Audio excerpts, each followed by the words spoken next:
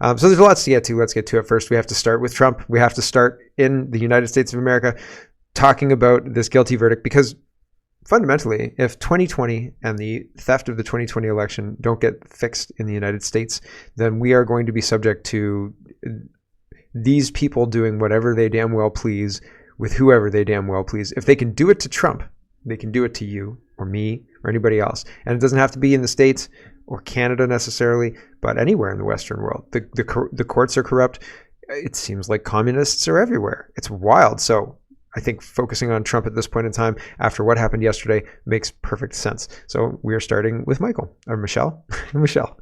And Michelle says, I just want to say that sending the jury home yesterday at 4 p.m. when they hadn't reached a verdict yet says jury tampering, and I'd bet money that the holdouts were threatened. That's what commie Democrats do. They're a mob party, and they use coercion and threats to get what they want. Yeah, I think that's accurate. I don't think that's inaccurate. So she's talking about yesterday being 2 days ago when the jury was sent home and not sequestered, and then all of a sudden, because there was a couple of holdouts, right? It wasn't an immediate guilty verdict. So the judge sent them home. Have a nice evening with the people who are going to show up at your house and threaten you with death, and come back tomorrow and give us our guilty verdict, please. And they did, right? And so Trump is guilty on all 34 felony counts, right? So there you go. Trump is being arraigned, right? And Tim Pool says war, right? And yeah, there you go. I guess people are upset. I told you, people are going to get upset. And again, I think I will mention, I was surprised at how well the United States took Joe Biden being installed, obviously crookedly, right? Like, it wasn't like the 2020 election was above board, but the United States took 4 years to collectively kind of agree that, yeah, there was something hinky about that whole thing. DC Drano says Trump has been a successful billionaire celebrity almost his entire life. Never, ever been charged with a crime, but suddenly he gets convicted of 34 crimes just months before his presidential election. The American people know what this truly is. Commie bullshit. Yeah, I don't think that he's incorrect. And I don't think he's incorrect in his assessment of what the American people see when they're looking at this. Elon Musk is responding to this as well. And he's responding to Geiger Capital. Geiger Capital says the first felony conviction of a former U.S. president wasn't for the Iraq or Afghanistan wars, illegal CIA coups, drone striking weddings, or spying on Americans.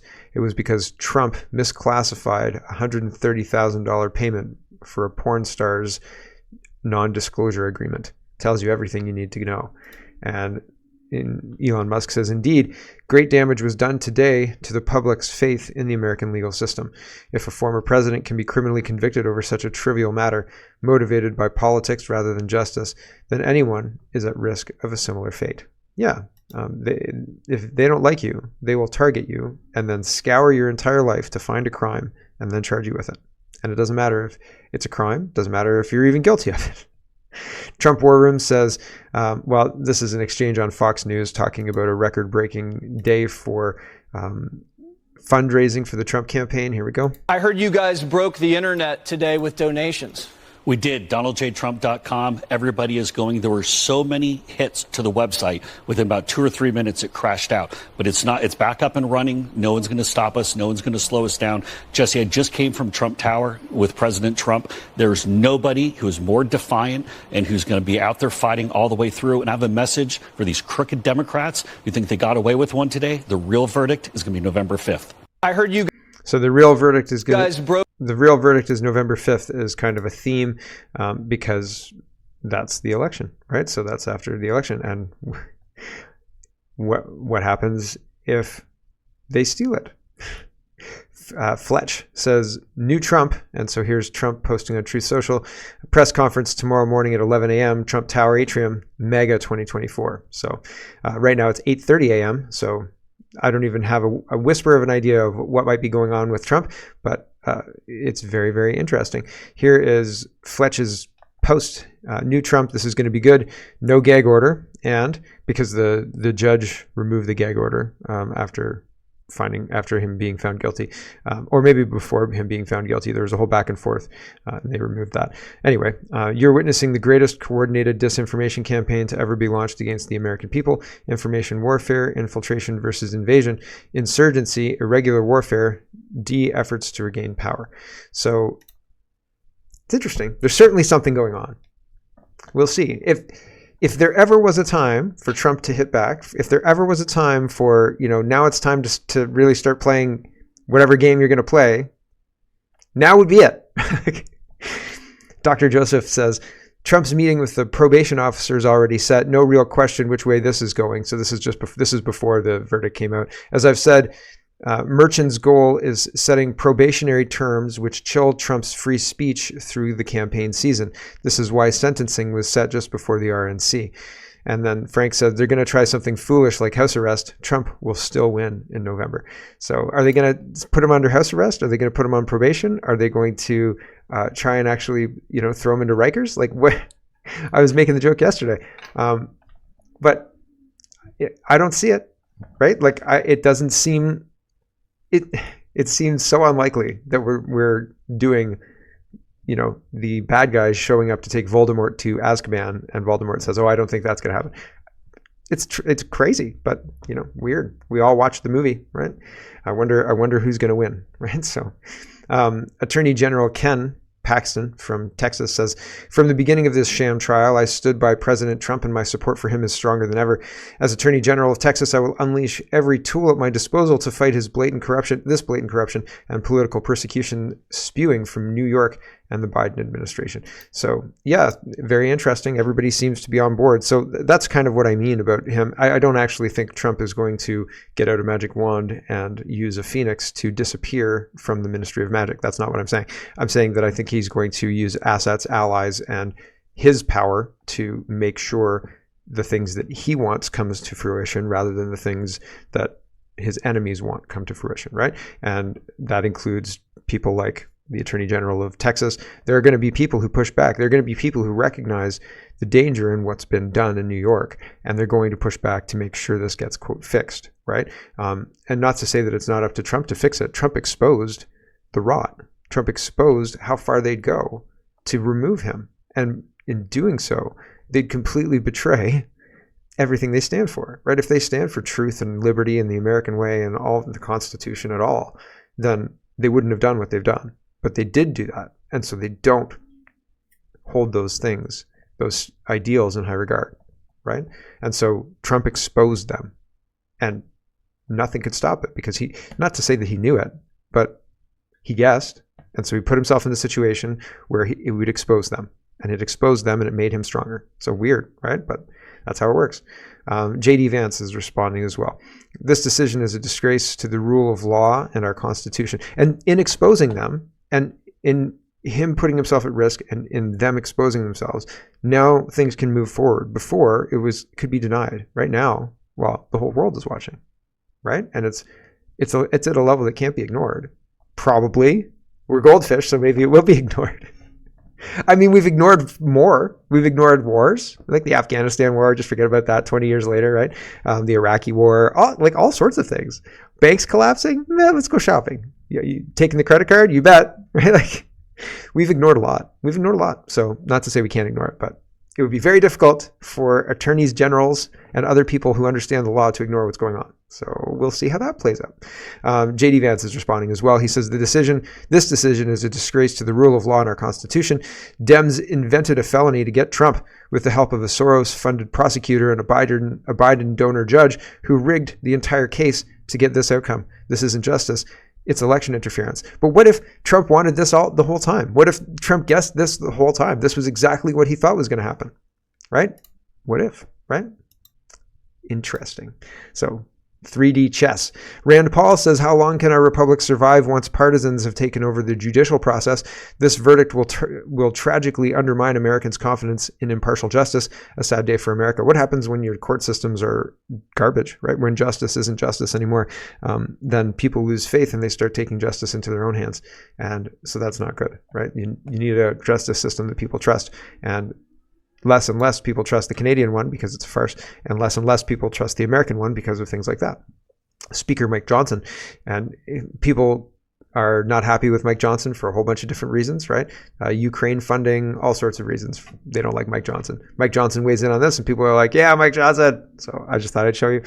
He says, my statement on the President Trump verdict. Today is a shameful day in American history. Democrats cheered as they convicted the leader of the opposing party on ridiculous charges predicated on the testimony of a disbarred, convicted felon. This was a purely political exercise, not a legal one. The weaponization of our justice system has been a hallmark of the Biden administration, and the decision today is further evidence that Democrats will stop at nothing to silence dissent and crush their political opponents. The American people will see this as lawfare, and they know it is wrong and dangerous. President Trump will rightfully appeal this absurd verdict, and he will win. So yeah, probably, depending on the judge they got.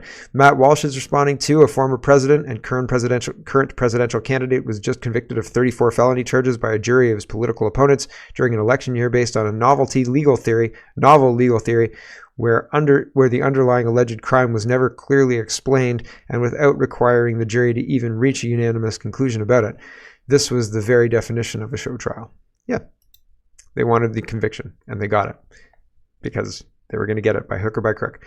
Pierce Morgan says, this is a sad, shameful, and ridiculous day for America to drag a former president who is running for president again through the criminal courts over something so trivial feels like a massive overreach and incredibly divisive and obviously political partisan action. Yep. Cat Turd says, sentencing for Trump is July 11th. That is 7/11. 7/11, right? Mirror. 17. Weird how that number just keeps popping up, right? Yes, they'll send him to prison, says Cat Turd. Buckle up.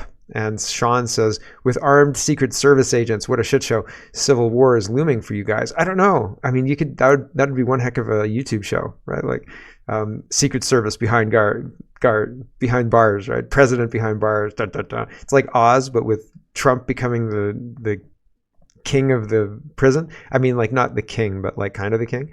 So, and what is it? The Last Castle? Anybody see The Last Castle? This is a De Niro movie from, I don't know, 2008 or something like that, where he's an old guy and he's a, disgraced like general or something like that. And they send him to prison, but it's military prison. And he goes in there and he trains all the forces up, and they test the response time of the prison. And then they do this jailbreak. I think it's a jailbreak.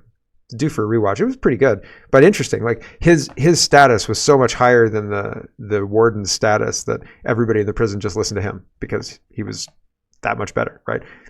Kind of same thing for Trump, right? So that'll be fun, and he'll have his own security, right? Like, listen, criminals, back up. This is our section of the prison.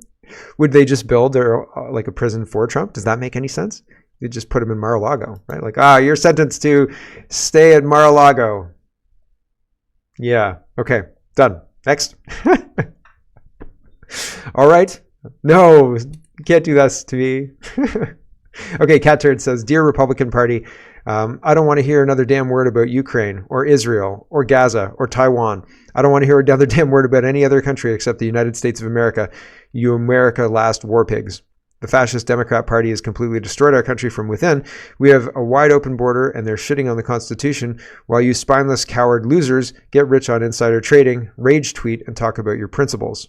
He's talking to the GOP, right? The grand old party. They're literally arresting their political opponents and their lawyers and having a kangaroo communist show trials, and you pitiful, worthless losers are doing nothing. If you don't have the balls to fight for freedom, resign. Somebody was saying, like Texas or other red states should go tit for tat and arrest Democrat politicians in red states and go after them with bullshit charges and throw them in prison and see how the Democrats like it. But they would like it because it would cause civil war, because then the Democrats would say, see, we told you that they're going to act like this.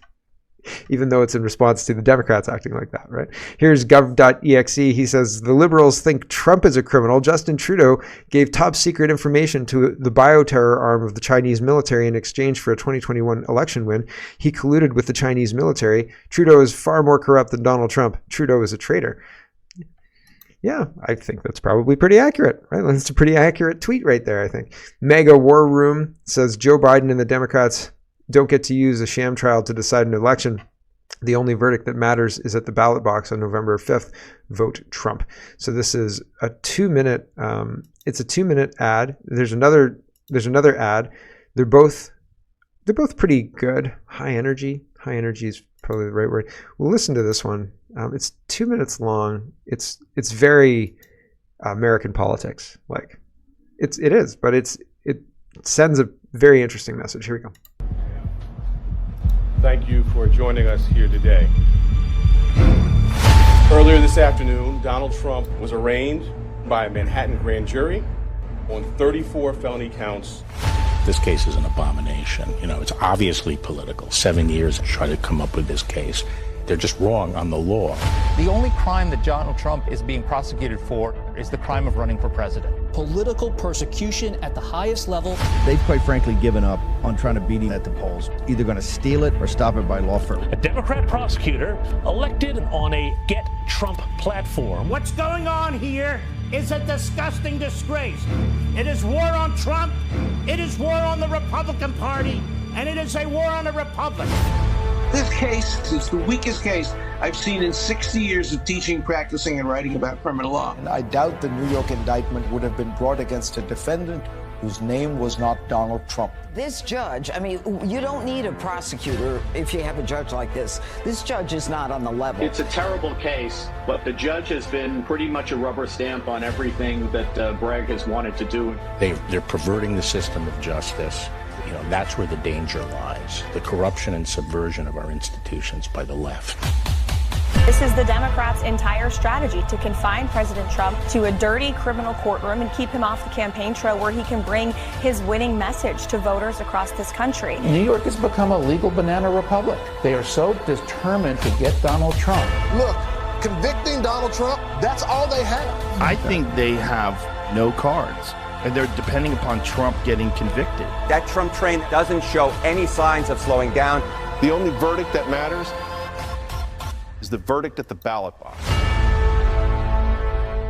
Okay, so that's the messaging they're going with, and this is a similar ad, different underlying kind of feel. That's a little loud. Sorry, guys. Hold on.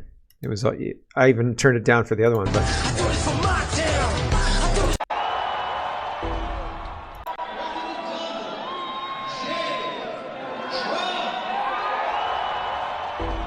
So that one's theme is he's fighting for you. So very interesting. Very interesting. We'll see.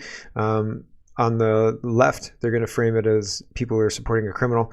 On the right, people are looking at it as the Democrats have weaponized the justice system, and they're the criminals for doing that. And Trump is no more a criminal than you or I or anybody else targeted under their corrupt system would be, right?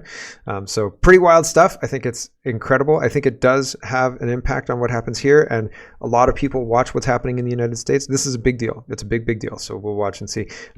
It could spark a civil war, but we'll see. We'll have to see. We'll have to see what happens next, the sentencing and the rest. And is Trump going to win in November? I think this makes it more likely that he's going to win. Honestly, this helps him. It doesn't hurt him. Nikki says, let's talk about free speech in Canada. Let's move to Canada because we spent 20 minutes talking about Trump in the United States. So sorry about that. But I think, again, it's important, and we have to understand the whole of it instead of just little talking points from here and there. Okay. So let's move on. Free speech and Canada. Let's talk about that. Nikki says, have you experienced, hold on, to understand who Nikki is, she's an attorney general of British Columbia. Okay. Now this will make more sense. Have you experienced or witnessed a non-emergency act of racism? A non-emergency act of racism? I was at Subway and they didn't want to give me, oh my gosh, the herb and cheese bun. So is that racism? I'll have to call and find out. You can now call the United Way BC Racist Incident Helpline at 1-833 blah blah blah to help you get the support you need. A non-emergency support line. I've had a non-emergency racist incident. I don't know what to do. Somebody said I had nappy hair. I don't know. I don't even know what that means. What? A non-emergency racist incident. Gosh, we've fallen a long way, right? Like. Here is Urqa Khalid, and she is having a full-blown meltdown because of what people say online. And it's interesting because I feel like they're trying to use this to justify like cracking down on like, see, the harms are terrible. I'm so injured. Oh my gosh, the injury is really bad. that kind of stuff. So this is Urqa Khalid trying to really show how upsetting it is. And she uses this kind of language, which is, you don't use this language in parliament. You don't use this language as a parliamentarian, right? You're supposed to have some kind of decorum. There's some kind of standard with your speech and things like that. So acting this way is out of character. But again, I think this is part of the act to justify, like, I am being harmed by this online speech. And they ignore their actions that cause people to be frustrated with them and instead claim victimhood. Like, totally unprovoked. I didn't do anything to these people. Yes, there was a land dispute in 1917 and 1948 and 1967. But this is totally unprovoked. Totally unprovoked, she says. We didn't do anything except maybe we locked things down and maybe we called everybody racist and maybe we forced an experimental jab. But I don't understand why they're calling me mean names. I kind of get it. Okay, here we go. That are highlighted on social media during committee by members have severe consequences for somebody like myself. I'm sorry, Chair, I am not a terrorist.